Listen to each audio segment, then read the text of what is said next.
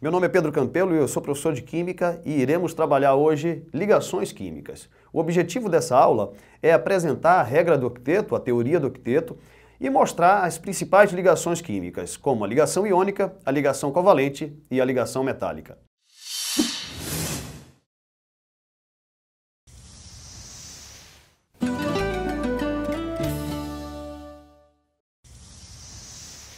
Nós podemos definir a teoria do octeto ou a regra do octeto trabalhando em cima dos gases nobres. Os gases nobres são os únicos elementos da tabela periódica que se apresentam estáveis isolados. Essa estabilidade se dá exatamente porque a camada de valência está completa.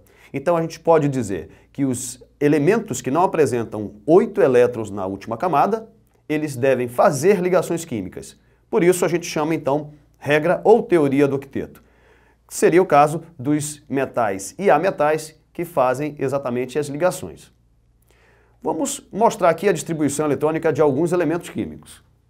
Bom, nós podemos observar pela distribuição do neônio que na última camada, na camada de valência, ele apresenta 8 elétrons e assim classificado como um gás nobre. Esse átomo ele não faz ligação química, ele está estável.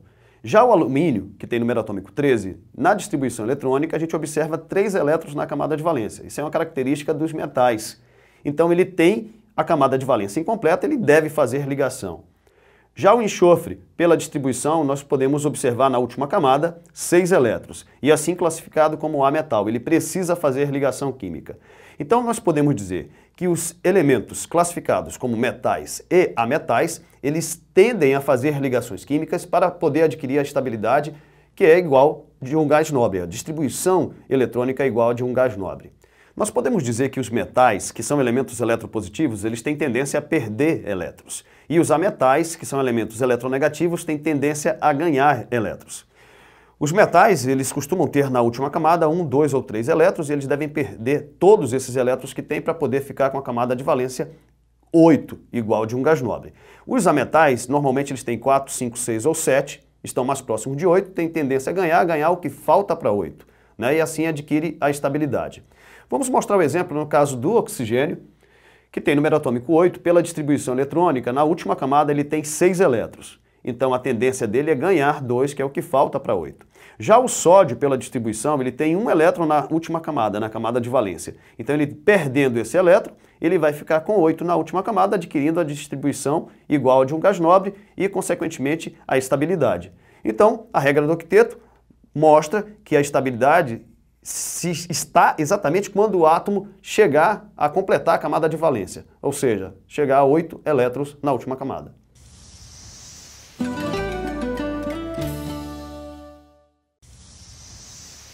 O primeiro tipo de ligação que nós podemos mostrar é a chamada ligação iônica, também conhecida como ligação eletrovalente. Ela ocorre entre metal e ametal, ou seja, entre átomos de elementos que têm uma grande diferença de eletronegatividade.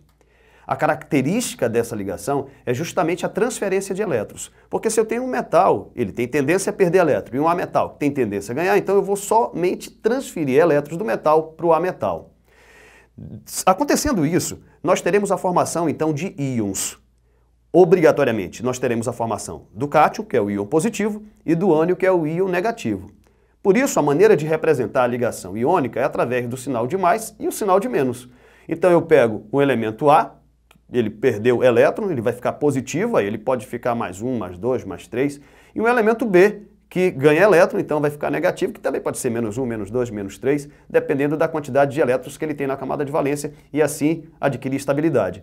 Então, a ligação iônica ela vai acontecer com a transferência de elétrons, vai sempre formar íons. Vamos mostrar aqui um exemplo. Nesse exemplo, o átomo A, que tem número atômico 12, pela distribuição eletrônica, ele tem 2 elétrons na camada de valência. Então a tendência dele é perder 2 elétrons. Já o átomo B tem 7 elétrons na camada de valência, a tendência dele é ganhar 1 elétron. Mas como o átomo A precisa perder 2, então eu vou precisar de 2 átomos B. Por isso a fórmula do composto formado por esses elementos A e B deve ser AB2. Como é que a gente pode chegar a essa fórmula através de uma regra prática? O átomo A, que é o metal, ele vai perder uma determinada quantidade de elétrons. Ele pode perder 1, pode perder 2, pode perder 3 elétrons na camada de valência e assim vai ficar com a carga positiva. E o B, a quantidade que falta para chegar a 8. Aí a gente vai fazer uma inversão.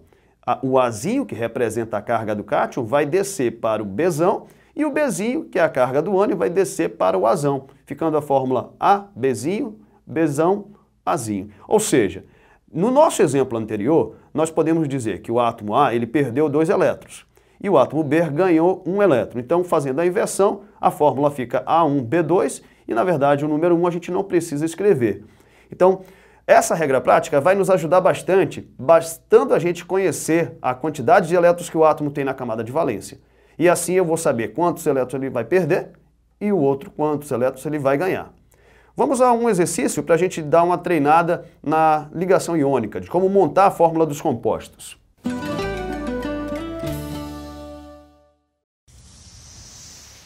O exercício diz qual a fórmula do composto formado pelos elementos magnésio, que tem número atômico 12, e o nitrogênio, que tem número atômico 7. Na resolução, a gente vai mostrar então a distribuição do magnésio. Tem 2 elétrons na última camada, ele é um metal, a tendência dele é perder 2 elétrons. Perdendo 2 elétrons, ele vai ficar carregado positivamente, com carga mais 2. E o nitrogênio, que pela distribuição eletrônica eu estou vendo que ele tem 5 elétrons na camada de valência. Ou seja, ele precisa de 3 para poder chegar a 8. Então vai ficar com carga menos 3. Aí a gente faz a inversão, o número 2 vai descer para o nitrogênio e o número 3 vai descer para o magnésio, cuja fórmula do composto então deve ser Mg3N2. O único cuidado que nós vamos ter que ter é que, nessa regra prática, se as cargas puderem ser simplificadas, a gente deve simplificar. Então, a ligação iônica é aquela que é formada por íons.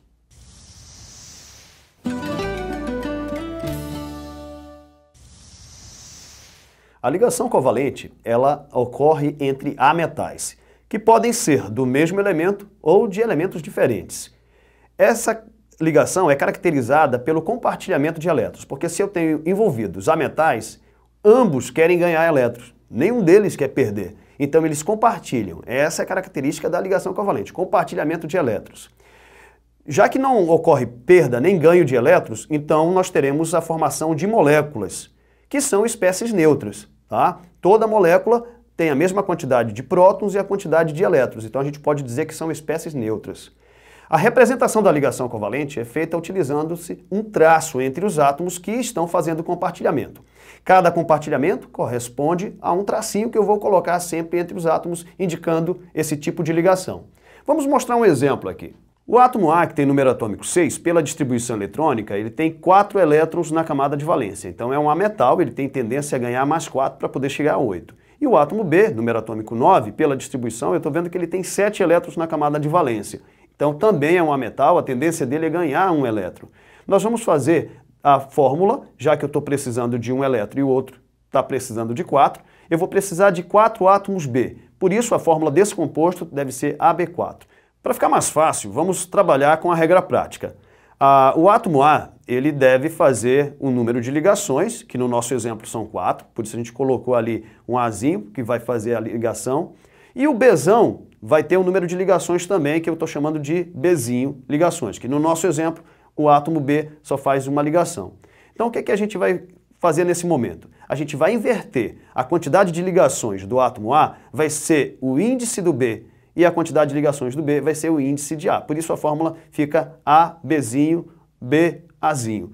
No nosso exemplo, né, o átomo A com 4 elétrons, 4 ligações ele precisava, o átomo B, 7 elétrons, na camada de valência precisava de 1, então eu vou fazer a inversão. Por isso a fórmula ficou AB4. O número 1 não precisa ser escrito, fica subtendido que eu tenho um átomo A e 4 átomos B. Nessa regra prática, eu vou sempre tomar cuidado de não esquecer, se der para simplificar, simplificar a quantidade das ligações que estão envolvidas. Para fixar melhor o nosso assunto, vamos mostrar um exercício.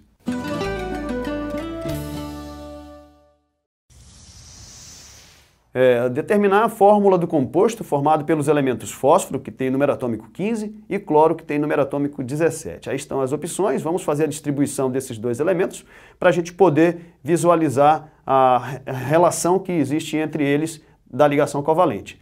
O fósforo ele tem 5 elétrons na camada de valência, então ele é um ametal. E o cloro, pela distribuição, ele tem 7 elétrons na camada de valência, também é um ametal. Ambos querem ganhar elétrons. O fósforo precisa de 3 elétrons, por isso ele vai fazer 3 ligações. E o cloro, que tem 7 elétrons, precisa de 1 elétron, então ele vai fazer uma ligação. Basta a gente utilizar a regra prática, o 3 vai descer para o cloro e o 1 vai descer para o fósforo, que a gente não precisa escrever, por isso a fórmula do composto é PCl3 e a resposta correta é a alternativa A. A ligação covalente ela pode acontecer de 3 tipos. A ligação covalente simples, que é quando tem apenas um compartilhamento de elétrons, que a gente vai representar por um traço.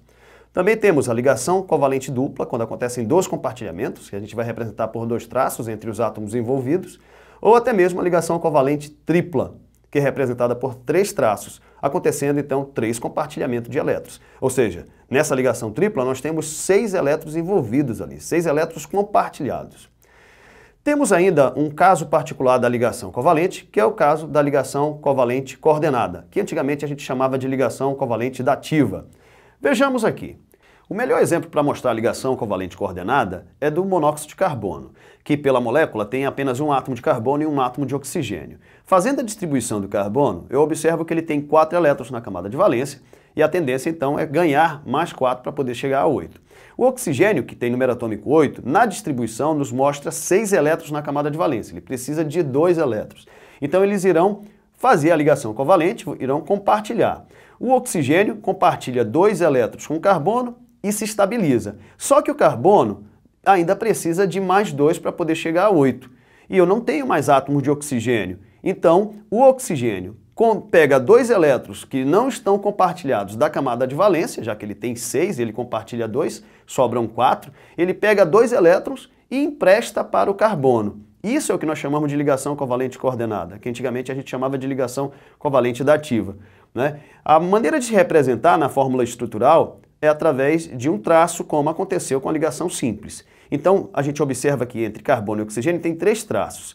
Eu sei que aquilo não é uma tripla, porque o oxigênio ele precisa de 2 só.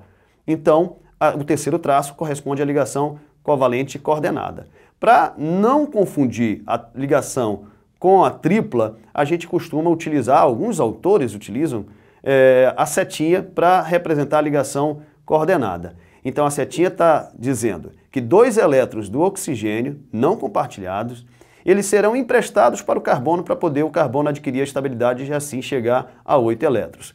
Então, na verdade, a ligação covalente ela se caracteriza pelo compartilhamento de elétrons e essa ligação pode acontecer simples, dupla, tripla ou até mesmo ligação coordenada.